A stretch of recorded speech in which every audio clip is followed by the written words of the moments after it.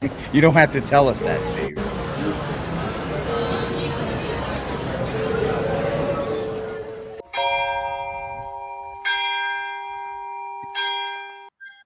See, Steve tried to mute my mic, but I actually muted his. Welcome to News from the Pew, where we take news from around the interwebs. We try to do what we can. I'm your host, Rick Barrett, and I'm with my stunning panel once again from the great state of Kentucky, the host of the well received and much needed Catholic Good News show. And he has a new album dropping on the 1st of November, Mr. Fawaz Yasi. We can't wait for the next episode of Catholic Good News and the next album to drop because they're both desperately needed in these times where people are looking for some kind of relief. From the great state of Georgia, our secret weapon, our scholar star, Mr. Jonathan Arrington, and now two of Steve Cunningham, because if you didn't like him once, you're going to get him twice from the state. I guess he's representing North and South Carolina on that one. Bilocating. He's bilocating Mr. Stephen Cunningham, gentlemen. Always great to have you guys there. And so let's get right into it. We have a bunch of things that we're going to talk about. First up, we're going to talk about the Palestine protests because they were pretty impressive, considering that's what the judicial system, the education system wanted. New speaker elected, same as the old speaker. And then finally, we're going to talk about Donald Trump. And if we have time, a couple other ones as well. But the turbulence in the Middle East is escalating. The march to war seems like it's happening all around between the United States, the Salvation Army could invade Canada, China, everybody else. And here in these United States, we're definitely seeing the results of an education system that post 9/11 really worked overtime to make Muslims a sympathetic group. And we're starting to see that here with the protest that took place over the weekend, people supporting Palestine. Now, this is not a condemnation of either side, folks. I'm not taking a personal position. I don't think anybody here is. But just the show by the younger generation in support of one side over another of a conflict that nobody here is involved in is actually quite impressive and a little bit shocking. I don't know if do we have video of that or how you plan to achieve that, to change the definition of anti-Semitism? Well, actually, it was the definition.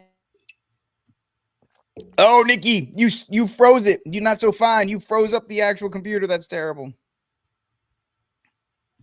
Nikki, talk to me. Nikki, are you there? Under the Holocaust, you agree that Israel does have the right to exist. Biden's administration stripped that out. What we're saying is let's put it back in. We do think Israel has the right to exist. We do need to make sure we fight hate in every place we see it. We do need to make sure. Do you, Nikki Haley? Do you believe that? I don't know. Anyway, there were protests from throughout these United States, all over the place. You guys get the point. She's a warmonger. She wants to blow everything up. Lindsey Graham does too. But we had protests in almost every major city, including the state of Rhode Island. I saw everywhere with the chances from the river to the sea, free Palestine, Ivy League universities, college campuses. We're seeing pushback on that from those people who are now supposedly not going to get internships. But the fact of the matter is, Fawaz, we have people who are so rooted and so involved and desperate to be a part of either or one particular side. It's like you can almost say, hey, we are talking, we support Palestine. And then the other side, you can't really mention. Not really great considering nobody here in these United States is from Palestine or Israel. Yeah, you're right, Rick. Good to be with you guys again, as always. War is the only answer to this is really praying for peace. War is never good unless it's absolutely justified. And even then, you have some conditions that you have to go through. Islam being made sympathetic, that's going to be a hard sell. My family lived through that in the Middle East for so long, and Christians were in the middle of it. So I don't take either side. I'm in the side of peace. And peace in the Middle East is something that can be achieved through Christ. Only through Christ. The only reason we don't have peace in the Middle East is because it's been completely infested with the ideology of Islam. And I just think that Islam in itself, in its creed, in its dogma, cannot be peaceful merely because it seeks the extermination of those that are not like them. So, and me being an Arab, you know, my family, at first hand, I've experienced this. So, peace is very hard to attain with that type of ideology.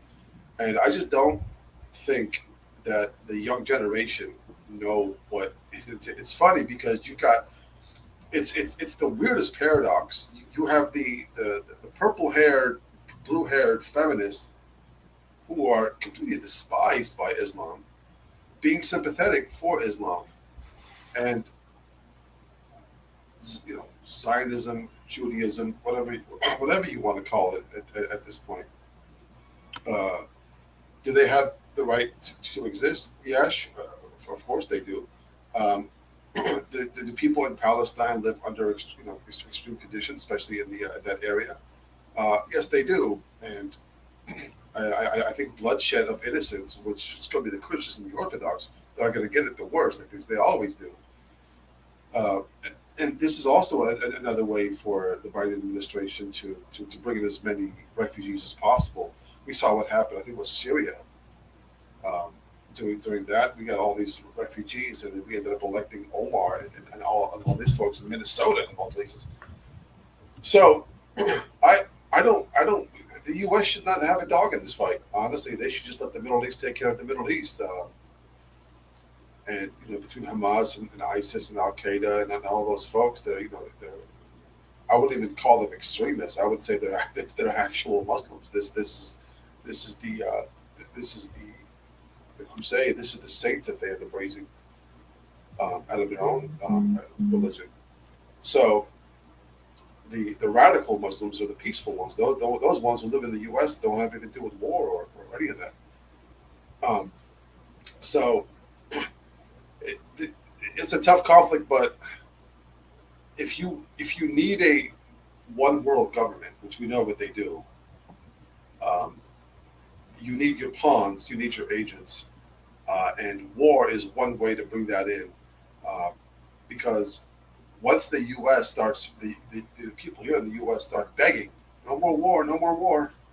That's when those pulling the strings and come out and say, well, if you want no more war, we have to give all of our freedoms and our policy making to this one world government so we can have one world peace under one world religion, humanism.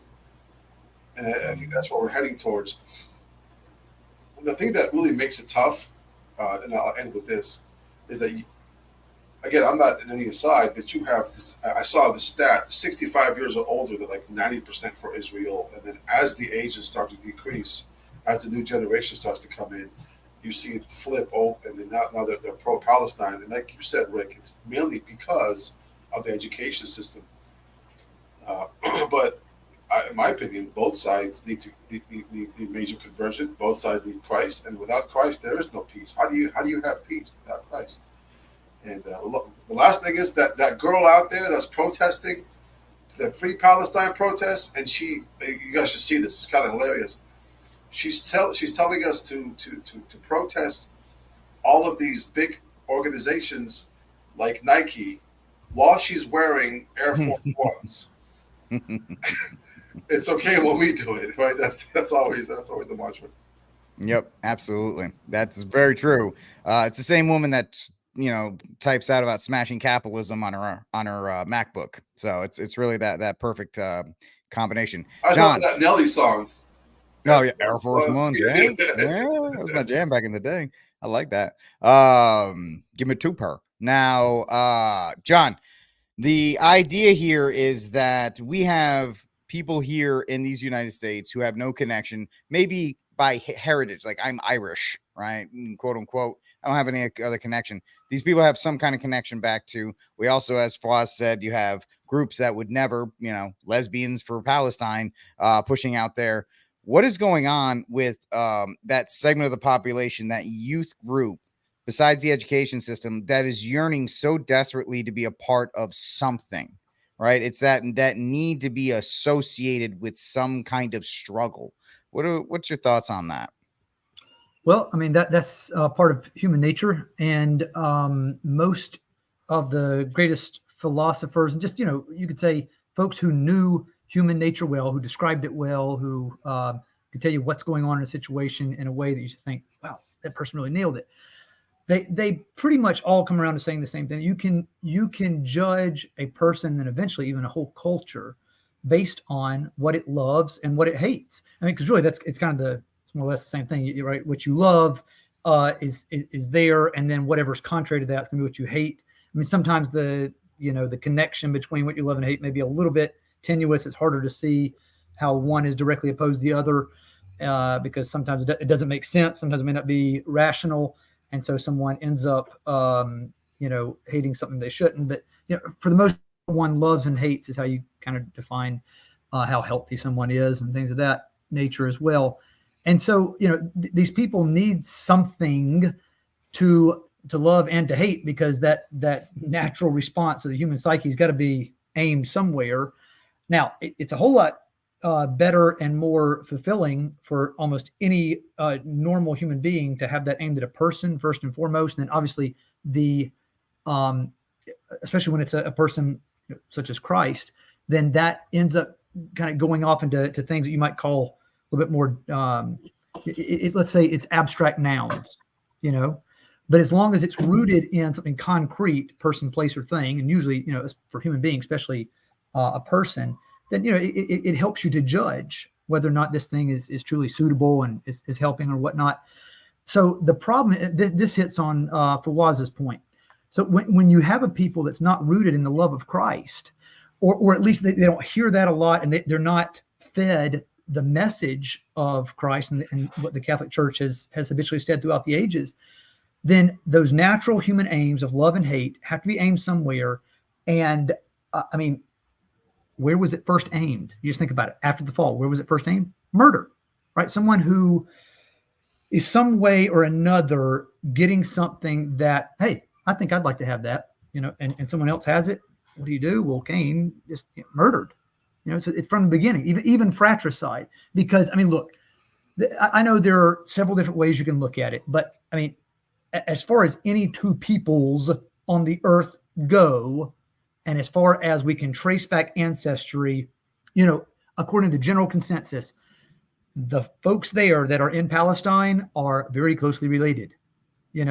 I know there's the whole, I've read E. Michael Jones. Okay. I get there's arguments about, how tenuous that connection is for the Jews, but I mean, putatively, right, on the exteriors, at least, these are supposed to be folks from the same, great grandfathers. So we're talking about closely related people. Why would you murder your brother or your cousin, extended a few times? It's because, why would you be murdering? It's because that's what this person has to love. You think about it. If Palestine had gained an inch of territory in what they did there, let's prescind from losing. If they had gained an inch of territory and people were out there cheering, at least you could have said, all right, well, then maybe this person right here is cheering because there's land regained, or there's some hope of victory regained, right? Because there was hope of what kind of victory now, except a Pyrrhic victory, by which I mean, Pyr, the Greek word for fire, everything's going up in flames on, now on your same side. So, I mean, reasonably, the only thing that you could be cheering for at this point is death. And that's horrible. That's what lets you know that really, no matter what quote unquote side people would be on here, there's not a good side to be on when it's the side of cheering for death, because it's death that's already been accomplished on the Palestinian side, or let's just say, on the Hamas side. Let's not blame every Palestinian. Let's not maybe go with that normal set of talking points there from the MSM. But then, when you hear someone like Nikki Haley talk, you think, okay, well, all that person's lusting after is a bloodbath. So, on either side right now, there's a love for death, and you don't want to be siding with a love for death in any case. Yeah, absolutely. Very well put. So, Steve, it's very interesting that you have changed camera angles, and also that you are we're looking at the usual anti-war left, right? The college demographic used to be anti-war. Now they're totally pro-war. Now they're totally almost pro-genocide. And that's very much a reflection of these United States right about now. Yeah, sorry. Am I getting an echo? Not anymore. I got you. Go. How's that? Not All right. good. Yeah, the computer problems on my end, so sorry about that. Even stereo. Nice. Let me play. Well, let me show a couple things. I don't know if we talked about that. Here's Greece. Quite a few people showed up. Let's see. Here's DC with a dress. Let's see. New York, Canada. Can't really. We're not seeing anything. Barcelona, Spain. Do what? We're not seeing anything. We're just seeing your lovely face. There it is. Is that better? Yes. Thank Greece, New York. Here's Canada. Here's Barcelona. Yeah. Egypt, Turkey. This goes on for a while. Paris. So it's not just, there's London. It's not just quote unquote college campuses that you got Nikki and all those guys upset about. I mean, here's, I think the South African Prime Minister. First thing I'd like to say to the progressive people of the United States is that you gave us such courage and faith when we saw you on the streets against the violence that is being interacted against the people of Palestine. To see America's progressive forces standing up to the power in America and telling the truth, that gave us such hope. And I'm saying, a luta continua. Continue. Yeah. So, I mean, it's not, you're going to hear one side all the, here's Be Ireland. visible. MP Stephen Flynn. Mr. Speaker, I said last week that history would judge us based on our response, not just to the abhorrent terrorist attack in Israel, but in our response to the humanitarian crisis which was undoubtedly unfolding in Gaza itself. On our collective, unequivocal condemnation of the abhorrent attacks of the 7th of October. So just like anybody with common sense, you can say that was bad. This House has been and then continue to say it's the other thing was bad. Fully united.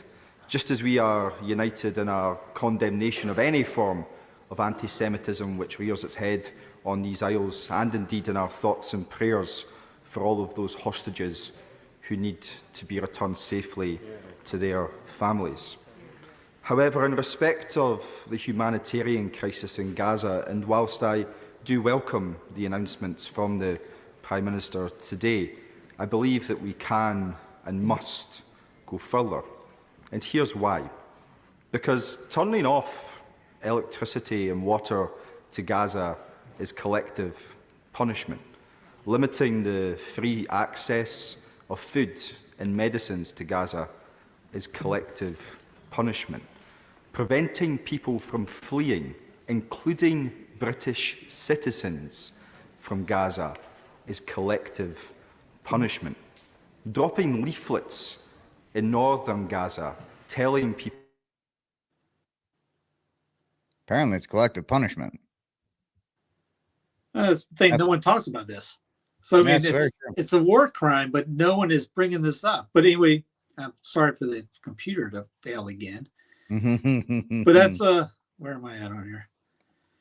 Yes, it's collective punishment on that because, I mean, you're indiscriminate bombing right now. There's people, was a 2 million inhabitants of Palestine.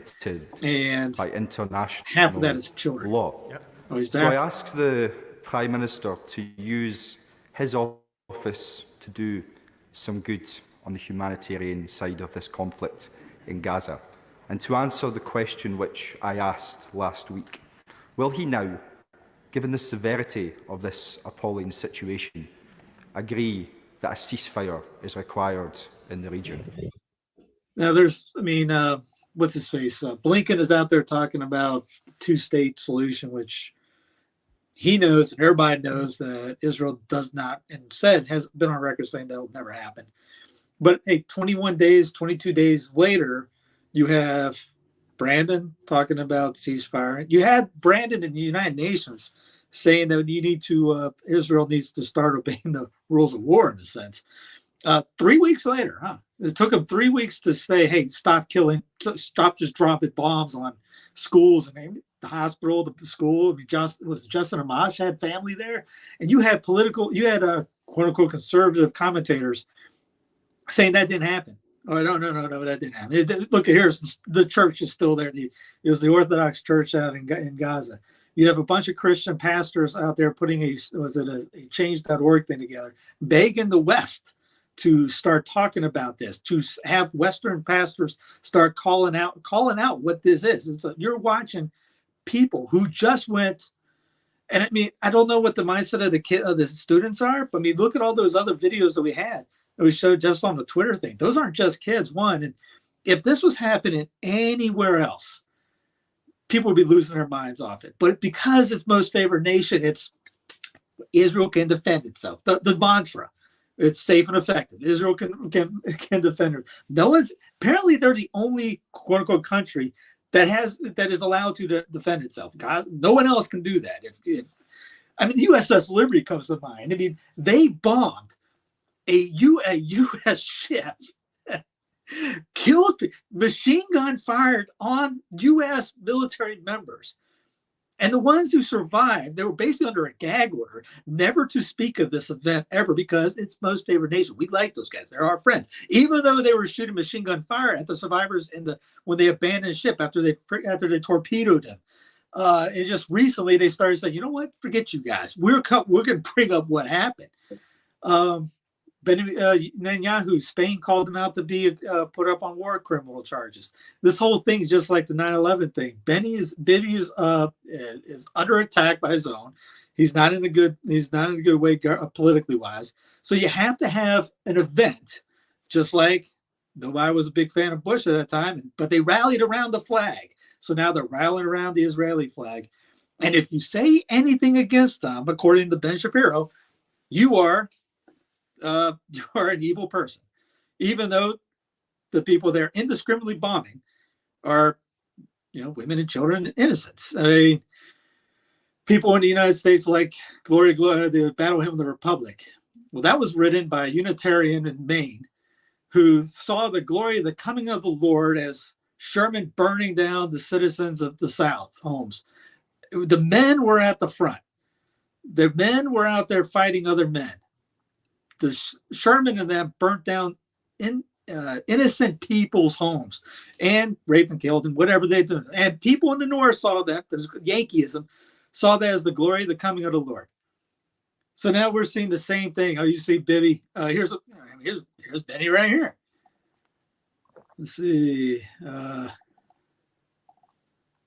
War against Hamas is a test for all of humanity. It is a struggle between the axis of evil of Iran, Hezbollah, and Hamas, and the axis of freedom and progress. We are the people of the light. They are the people of darkness, and light shall triumph over darkness. Citizens of Israel, October 7th was a very dark and black day in our history. We will fully investigate what had happened at our southern border, the border with Gaza. Everybody will have to provide answers, myself included, but all that will happen only after the war. As a prime minister, I'm responsible for guaranteeing the future of this country, and now my role is to lead all Israelis, the state of Israel and the people of Israel, to an overpowering victory. It is now a time to come together for one purpose, to storm ahead to achieve victory. In joint forces and a profound belief in our justness, profound belief in the eternity of the Jewish people, we shall realize the prophecy of Isaiah. There will no longer be stealing at your borders, and your gates will be of glory. Together we will fight. Together we. Oh, I bet every Protestant is loving that one because of all, false, the bad theology of Protestantism is leading to terrible foreign policy ideas. I mean, you heard him right there. He's talking about unite. Rally around him, basically. We got to come together.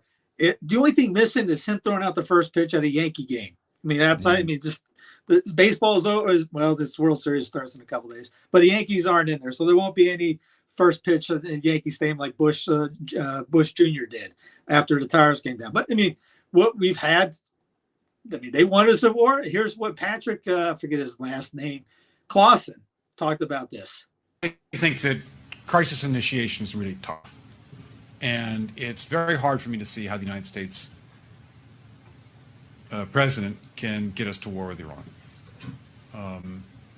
Which leads me to conclude that if, in fact, compromise is not coming, that the traditional way of America gets to war is what would be best for U.S. interests. Some people might think that Mr. Roosevelt wanted to get us into World War II, as David mentioned. You may recall we had to wait for Pearl Harbor. Some people might think Mr. Wilson wanted to get us into World War I. You may recall he had to wait for the Lusitania episode. Some people might think that Mr. Johnson wanted to send troops to Vietnam. You may recall we had to wait for the Gulf of Tonkin episode. And shooting JFK. We didn't go to war with Spain until the until the Maine exploded. And may I point out that Mr. Lincoln did not feel he could call out the Federal Army until Fort Sumter was attacked, which is why he ordered the commander at Fort Sumter to do exactly that thing which the South Carolinians had said would cause an attack. I mean, he goes on. I mean, you understand with the false flag idea thing.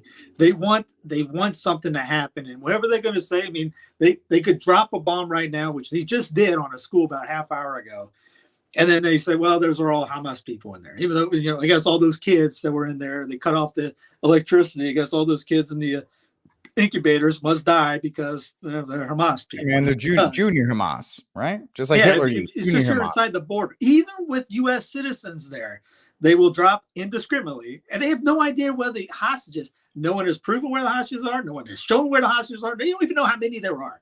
And they even said just the other day that they said the report was even if the hostages are released, they will not turn gas on in the area, which means they do not give two you-know-whats about Hamas in there. They're looking to eliminate a people. And so if those people are protesting, that because they're watching a live genocide go on right now, hey, more power to them. More people should. I mean, it don't matter if you're a Buddhist, whatever. The humanity part of it, you stand on the side of life on it. We're not looking to kill unarmed people just because. Sure, they could be there. Sure, lots of them are Muslim. There's also Christians over there too. But you just don't nuke like we did. The U.S. How many generals and military members left after we nuked Nagasaki and Hiroshima? And you'll hear everyone and their brother parrot the same thing. Well, that saved millions of lives. There's no evidence for that whatsoever. And the church has condemned carpet bombing like they did in Dresden. I mean, none of this. You don't just, it's rules of war. Sheen brought that out, saying at that time when Hiroshima and Nagasaki, that eliminated it. Instead of having military uniforms, now everybody's a war combatant. And that's what we were looking at. He's just nuke it. And it's a push button war. And the reason, and Israel's not going into Gaza. They would get destroyed. Hence why they haven't done it already. Now, the reverse is like Russia not going into Ukraine. Russia could go into Ukraine and eliminate Zelensky's ideas, but they haven't because they don't want to. Israel's doing the opposite. They're not going in because they know they would not make it. And the U.S. military knows they can't go in either because they wouldn't make it. Because our military is definitely not like it was, 2 decades ago, a decade ago, when you got the wokeism 2.0, whatever going in. And Brandon, you also haven't met recruiting goals in 3 years. Yeah, the recruiting goals are all down. The physical stuff's all down. I mean, shoot. I mean, it's a joke anymore. I mean, you see. I mean, we talked about had a film on the Super Bowl when they're all just singing and dancing. It's like, yeah, people were laughing about that. Or just. Oh, did you actually see there was a joke, Steve and John and Fawaz. The United States is actually getting ready to go back into a war because all the U.S. military commercials feature white men who are in shape. So it's like, oh, we're getting ready to go back into a war now. They got white guys who are actually like tall, strong, and the typical soldier back in the front of the commercials now, and not like to Mommy Jenny. She's no longer the primary person in the commercial anymore. Now it's like, hey, look at this Chad over here. He's gonna go fight. You should go fight too. And it's like, nah, I'm good. But you can see it coming a mile away. Anybody can jump in. Oh yeah, Stevie Wonder can see that coming from a mile away. I mean, It's nothing pretty. They do want us in World War III, but I mean, but you see, Shapiro, I don't know how or why the Catholics that work around Shapiro don't have it in them to say anything to him. There's a lot of money coming their way, dude. There's a lot of money coming their way. Principle for that, I guess. I've made this point about them. I like them, but I've made this point on this program and others for a while that you cannot work for Shapiro. And I know the arguments, I'm using the platform to spread Catholicism, blah, blah, blah, blah. You're going to run into this problem. You run into this eventual problem. Besides the fact that he's been on Rogan saying that our Lord and Savior was a criminal who deserved to die. Everybody apparently is just like, yeah, no worry about that one. But you run into this problem, Steve. That's why you get, Knowles and all these guys. I think they're very good at what they do, but they can't in good conscience, work there. And you're right. No principle. I mean, even like the 40 babies thing, none of those guys have come out and said, that was wrong. Or the AI baby that he came up with. Hey, that was wrong, dude. No, he gets away with it. It's unphenomenal. But hey, like a lot of us said, this is showing the true colors of a lot of people, and many. We get into the speaker next because that was his first move. Yeah. If you don't mind, I just want to jump in. What Steve said. He did talk about the change of the human person as far as the philosophy goes. Now, when you have, I guess when in a natural sense, well, in a supernatural sense, when you have so much sin, obviously it empowers the demons, because we become agents of that. Of that. It's so much easier for us to sin nowadays, and because grace flows through the church, the chastisement is literally like it says in Scripture. We just get bad leaders. We just get bad people, and there's nothing worse than having a bad leader, bad priest, bad president, bad kings. Mainly because it sucks life out of his people.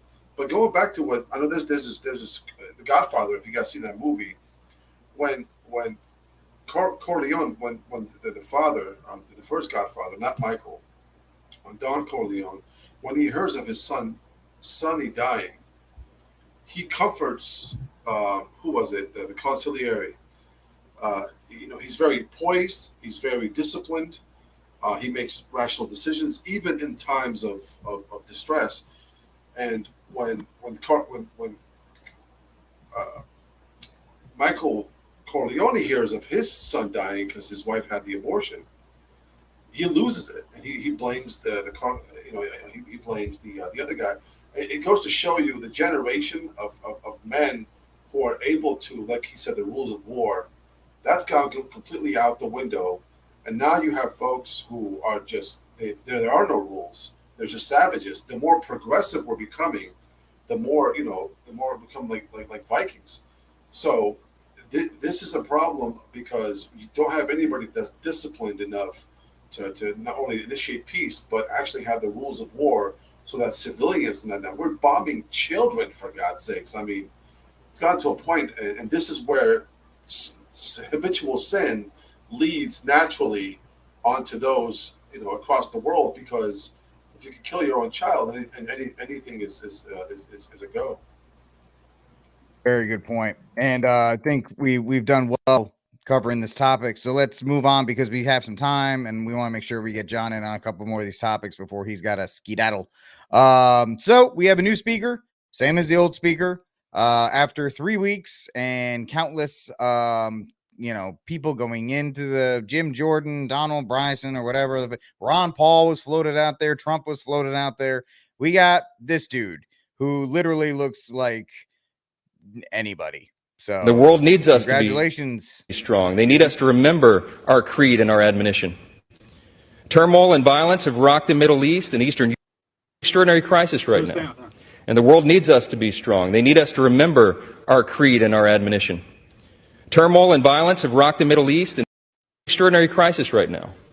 And the world needs us to be strong. They need us to remember our creed and our admonition. Turmoil and violence have rocked the Middle East and Eastern Europe. We all know it. And tensions continue to build in the Indo-Pacific. The country demands strong leadership of this body. And we must. The Middle East is under attack. The first bill that I'm going to bring to this floor in just a little while will be in support of our dear friend Israel, and we're overdue in getting that done. Now you know who we have to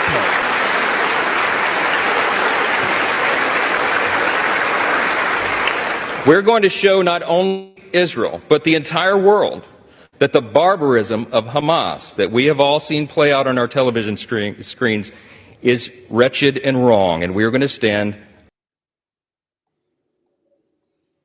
So you know who you got to bend the knee to in American politics, apparently, if you want to get anywhere, no matter what. Now, there's also some things about this guy being incredibly based or cringe or whatever the case may be. In some ways, he defended Trump, and he's got like an F+ rating from Everytown and all these other ones, which is great. And on the other hand, he talks about like, you know, people of color needing opportunities and typical talking points. Nobody's perfect. I get all that. But do you, Fawaz, feel so much better now that we have a Speaker of the House again who's a Republican? Why don't we have, I just spoke. You want to have Jonathan go first? Sure. Jonathan, same question. You feel so much better knowing that we have a Republican back in charge in the House? Oh, if I only knew who he was, maybe I would, but I don't know enough about him to really say anything. So my input would be, I think, relatively unimportant, except to say the first thing he's going to do when the first bill he's going to put has to do with Israel. I mean, it seems to me that if he even, or his speechwriter, cared to make the right impression on virtue-loving people in the United States of America, you wouldn't say that. You wouldn't say that my desire is to help someone who's literally on the other half of the world right now. Well, maybe a third of the world away. You wouldn't do that. That's not the thing you would do at this moment right now, when things are not especially good. I mean, could they be a whole lot worse here? Yes. And if you can't imagine how they could be worse, you probably need to do a little, jam session within your brain and imagine just how much worse it actually could get here. But the things that are behind the scenes that are so bad, surely a representative, I hope, knows that. It knows the things that to us are pretty straightforward if you just do a tad bit of digging. So to mention that he's going to help somebody else across the world, first and foremost, that's a really, really bad sign. Yeah, it's not great. It's absolutely not great, considering that's where you got to pay the piper. But Fawaz, we have this. Let me ask you this, Fawaz. Do you think it was worth it? Does it matter that it's either McCarthy or this guy? Was it worth it? We could work it, put our thing down, flip it, and reverse it. No. You're bat. So he's got the F rating from all of the progressives. That just means one thing to me, is he's a conservative, and nowadays a conservative is a 1990s Democrat, and that's what he is. That's what we got. Trump is a 1990s Democrat. This guy is 1990s. There's no, is it Golden Berrywater? What his name was? One of the guys, Golden Water. What are the conservatives? Yeah.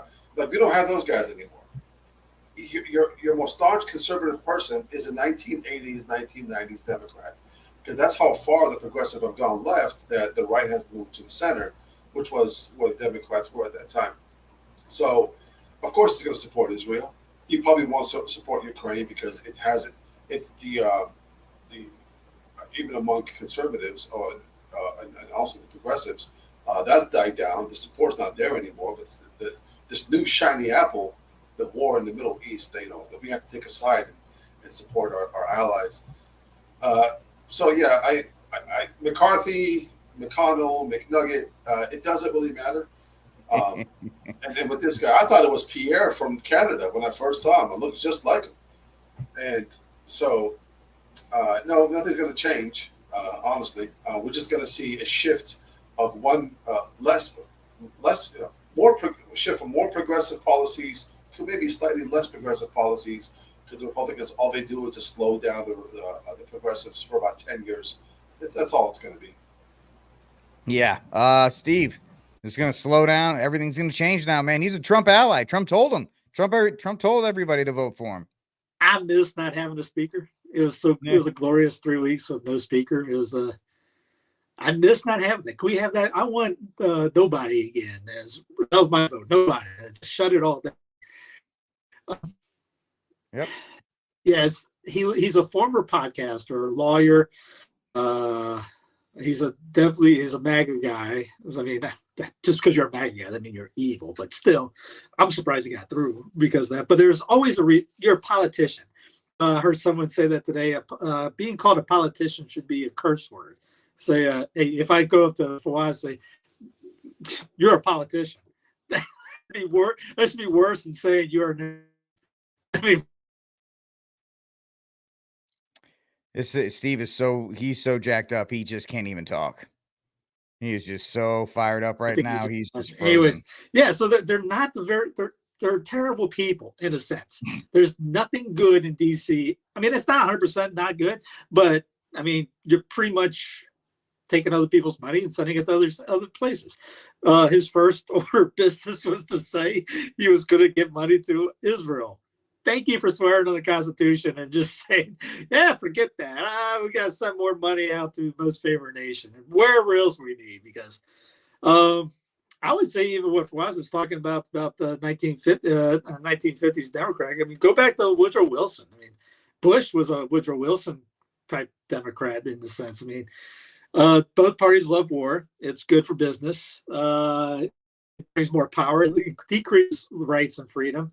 Liberty, all that, and they can encroach more and more on you. I mean, sure, is Hamas a bad group? Yes. It was created by Israel, most favored nation. Bibi supported it. That's on record. Times of Israel has stored that. I mean, there's 3 places in Israel where Palestinians can live. Gaza's the open air prison. There's a video of East Palestine where they have a little bit more rights there. I mean, they can at least drink water. I think Gaza's drinking water is 7% drinkable. So when they cut off water, it's almost like, hey, we're cutting off the scum water we're sending you. So anyways, like they bombed that bacon. Some Jews that they knew, this lady knew, comes and steals her house.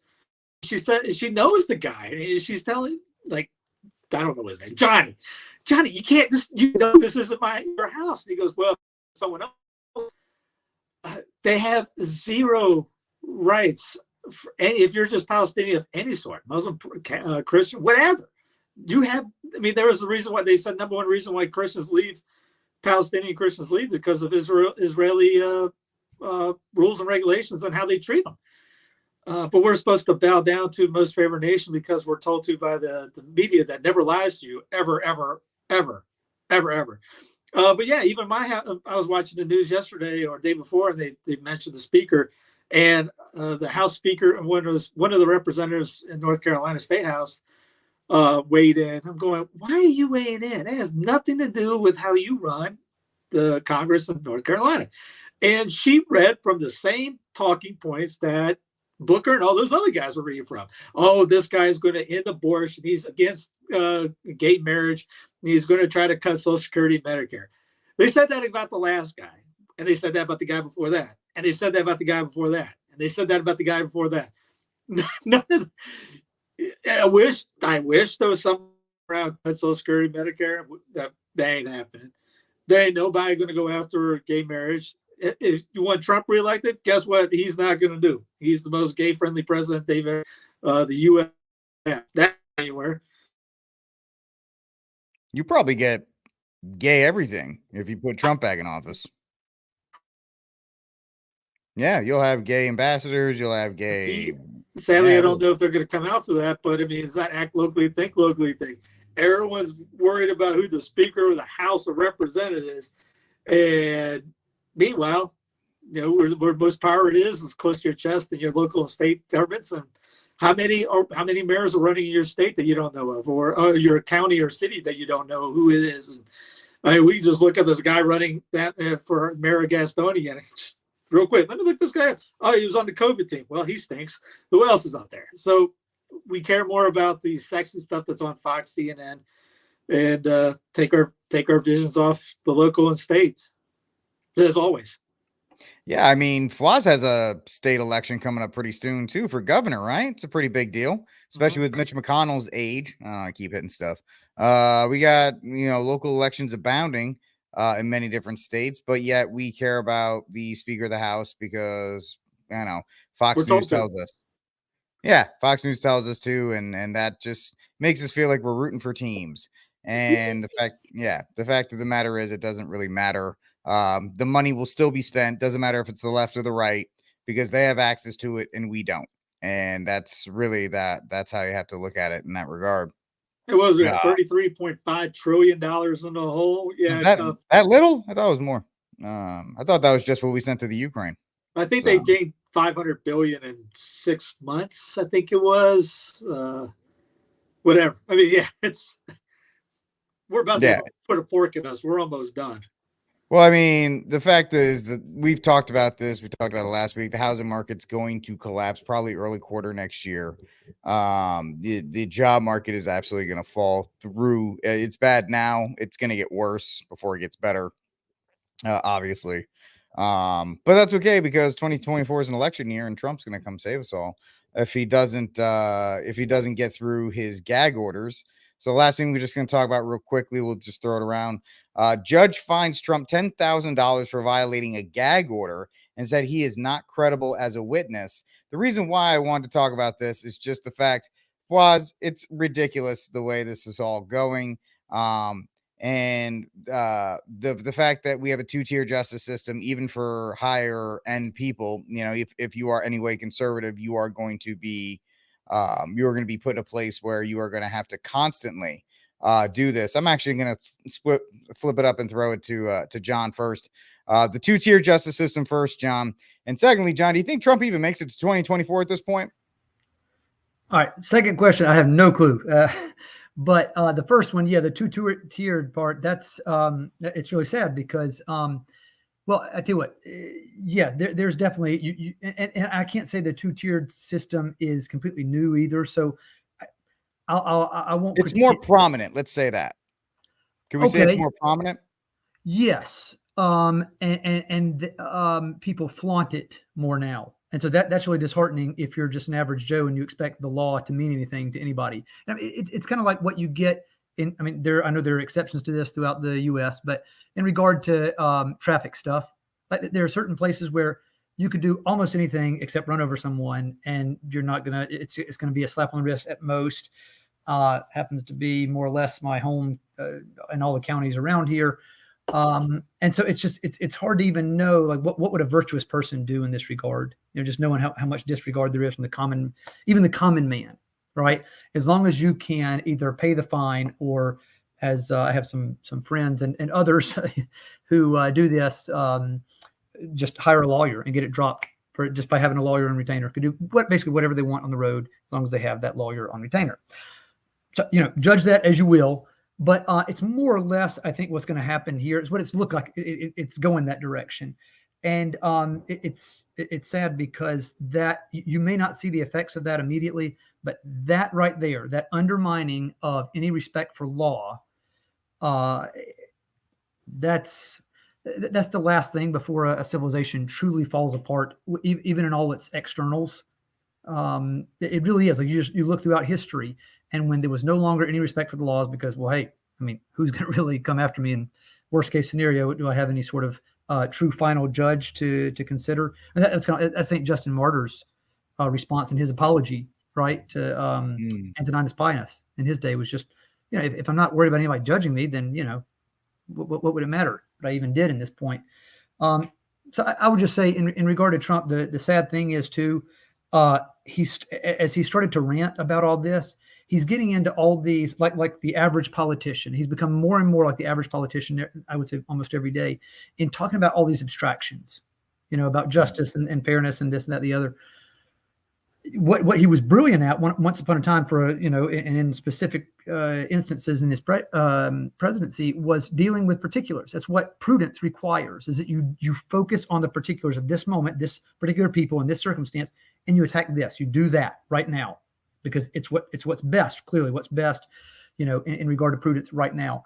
And basically, you could say the opposite of prudence is just forever going on and on about abstractions and then not making them realities. It even aggravates the situation. And sadly, that's what Trump's gotten into now. So he's, backed himself into a corner where, when you keep promising these abstractions, which to different people mean different things, and just it's ever broadening in its scope.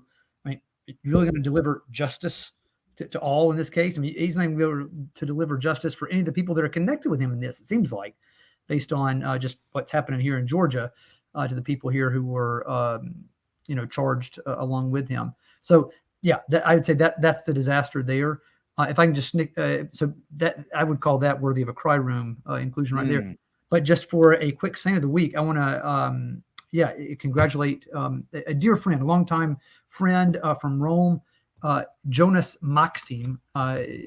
He's a Slovak monk, head of a Studite monastery in Slovakia, who was just named the Metropolitan of Prešov, which is a pretty big, important Greek Catholic eparchy or diocese in Slovakia, and it's close to the ground zero. Or I should say, close to where everything's really hitting the fan there in Ukraine. He was a monk there in Ukraine for a while as well, so has kind of been all around. Speaks Ukrainian well, and I think Russian pretty well as well. But he was just made the Metropolitan there of Prešov, and he's a great man. I know him personally and have for about a decade, and I think it's going to be a very good thing for that area. So thanks be to God, there's another good, strong bishop who might follow in the path of some of the other martyr bishops of that area. So yeah, been great to be with you guys. Excellent, John. Thank you so much for hanging out with us, brother. Always a great time to see you. God bless. Take care. So, I mean, you have the incident where that Democratic Representative Jamal Brown pulled the fire alarm, and he's pretty much getting like a misdemeanor slap on the wrist, Fawaz, and yet they find new things every day to slap Trump with. And so I'll ask you the same thing. You think Trump makes it to 2024 at this point? Yeah, I think so. I think he makes it to 2024. I mean, even in a jail cell, you could definitely just write his name out, and I think he's got enough support. I think what Jonathan was talking about, I think was brilliant. Now, the thing that Trump has going for him, if we're talking about an actual election and not a selection of Trump being the next president by those who will be in power, so that way they can continue to swing the pendulum back and forth to continue to divide this country.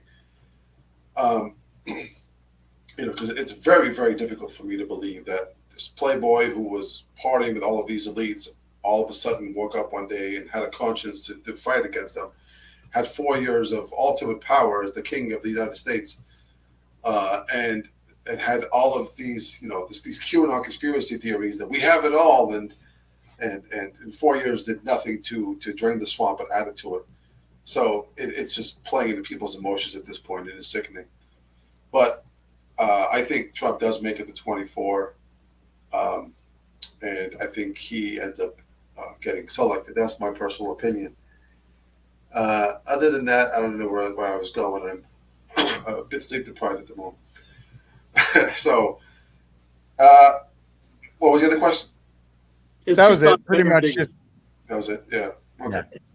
Yeah. Steve, I'm sure your opinion on Trump and the fact they're doing everything they can. They're just gag orders, this, that, and the other thing. Can't stop Trump. Here's a video of that. This trial should have never been brought, but if we had a jury, it would have been fair, at least, even if it was a somewhat negative jury, because no negative jury would vote against it. But this judge will, because this judge is a very partisan judge. He sounds like very partisan, sitting alongside sounds a good Rick, perhaps even much more partisan. He does. He really does. We are doing very well. The facts are speaking very loud. He's a totally discredited witness. And I hate that SOB. He's awful. Like sands through the hourglass, so are the days of our lives. Really, that's exactly me. Will he make it? It's a soap opera. It's show business for ugly people. He's gonna make it. It's because it's great TV. It brings the eyeballs in. Trump got fined $10,000. I was like, I'm sort of finding you, it's the three of us, a quarter or something, maybe It's like, oh, we're terrified. Gag order. I don't remember it. I haven't been keeping up with the thing, but I don't know how much he's been talking beforehand. I mean, he's not tweeting or Xing or whatever it is. True thing. Obviously, so I mean, it's not like much is going on, but it's news right now. Hey, gag order. It's just keeping people and they're keeping butts in the seats, eyeballs on the TV tube. That's it. I mean, he'll make it through. It's going to be Trump Biden 2.0, the thrill in Manila, or the thrill in DC or something like that. There's no way on God's green earth he's not in at the last day for it. He probably wins because I think he'll be selected to do it. Because one, what a great way to silence the people again. After Obama, two terms of Obama, you had Trump to let out the smoke, to let out the steam, the whistle stop. Everyone's up in arms at that time. And then you get Obama 3.0. You'll probably get Obama 4.0 after either this one or the next one. But I think they'll select. I think Trump will be put in there because, again, there's no election that hasn't been rigged. And if we're going to say that all elections are rigged, which they are, and then someone tells me the 2016 one was the first legitimate election, please pass the pipe because you got something good you're smoking. So it's just show business for ugly people. Just like the speech there was. It's nothing's going to change except rearranging the deckers on the Titanic. Yeah. All right. That's well stated. All right, folks. It looks like it is time for our Saint of the Week and Cry Room. Fawaz, what do you got? Saint of the Week. Saint of the Week. Well, because this coming week is All Saints, I'm going to pick All Saints as the saint of my week. Every single saint, all those who have, from the martyrs to those, the white martyrs, the red martyrs, all those that have said yes to Christ, who sanctified themselves, who put heaven as their aim for life, and who've not cared what human beings have thought about them, but have pleased God and have become instruments and stories for us to be inspired and to ask for their prayers. So all the saints that have our brothers and sisters in Christ, literally, who are in heaven right now, rejoicing in the beatific vision, pray for us all because we need it. So that's going to be my saints of the week. My cry room, it's going to be a Rupnik for obvious reasons. This guy belongs in prison, not reincarnated back in his diocese. Yeah, that's a very good call. That's a very good selection for cry room. Steve, who you got? I'll go with the cry room first. I'll go with the Zionist, like Pastor John Hagee, who held a night to honor Israel on October 22nd. Guests include Ted Cruz. Ted Cruz. Ted Canadian Cruz. I'm coming for you. Get the Mounties together. Tom Cotton, Tom Helmer, and the Israeli ambassador to the UN. I mean, it's just a big sigh when you see the Protestants just losing their minds over this. But I don't know how else to fix it. I mean, I got a buddy of mine. Him and I are going to do a show on the end times things and the prophecies and things that try to contradict even the Catholic movements that are doing, the Antichrist is here, the end times are here. We got the Catholics are just as bad as the prize because we're going to get clickbait videos out there right now. And there's a lot. They're legion. How many people are doing it is cashing in on this situation, literally and figuratively. But how come we aren't teaching anybody what the church teaches on these things, but we just got to get into sensationalism on everything. I guess the cry room's not as big as Fawaz's. He had a pretty large cry room. Pretty much he threw all of heaven in there. So how many billions and billions of people he just put in? Oh no, the Saint of the Week. I'm sorry, not the cry room, but I guess Saint of the Week. I'll go. We didn't do it last week. I'll go with Pizzarella. We did do it last week. Did we do it? Did he make it? No. Yeah, he didn't. I know we did it. But we didn't put Pizzarella in there.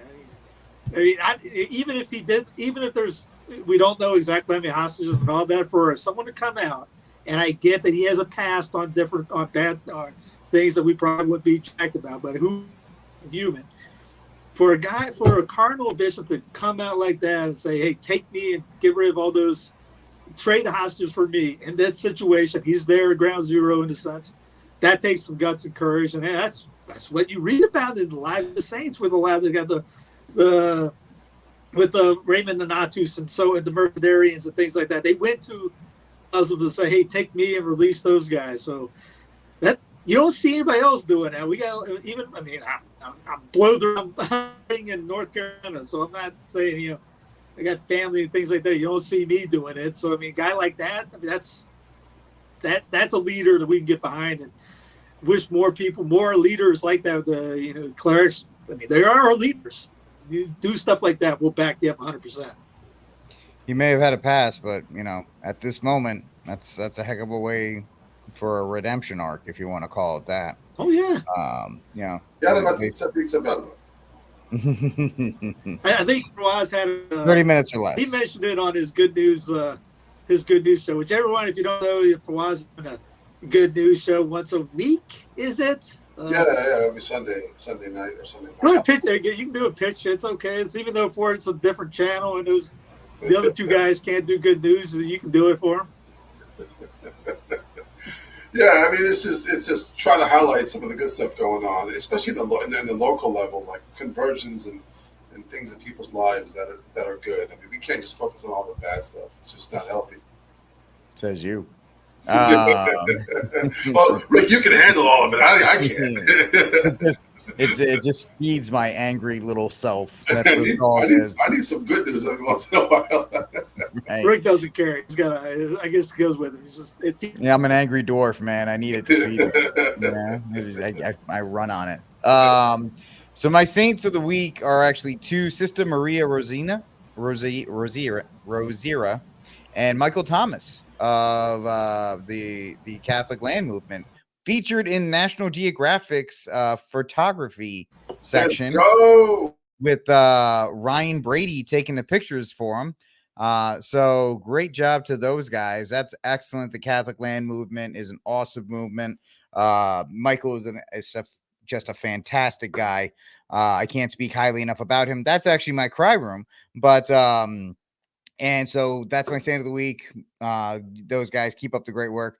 Last week, Steve almost had me on supporting colleges again and actually trying to get back into college football and supporting them. And then they pull this herstory. Why do we have to have a female leprechaun, right? No. Why can't it just be a dude? Why can't, it's another job they take from me. They just can't leave the little guy alone. They have to keep coming after him.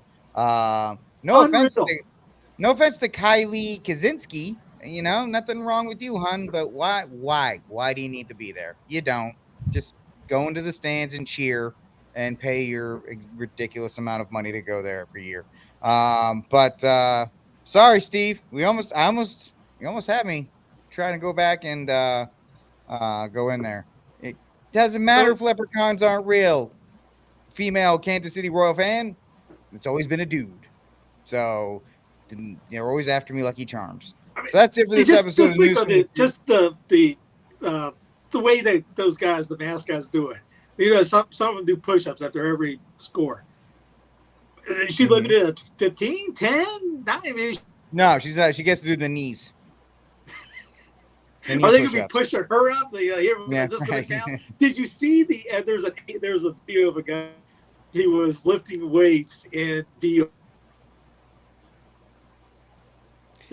He's got the headset on, and he picks up these invisible weights, and he asks the guy to spot them. Yes. Yeah, I have not seen that, but I'm sure it was hysterical, Steve. Thank you. Little things. I got sidetracked. Back to you, Rick. Thank you. I appreciate that, Steve. And we need to thank Steve because it's really hard to Skype in from Mars. So we really thank him for trying to come in today. All right, folks, thanks for hanging out with us on News from the Pew. Please like, subscribe, and share the News from the Pew. We'll talk to you all next week. God bless and viva Cristo Rey. Viva.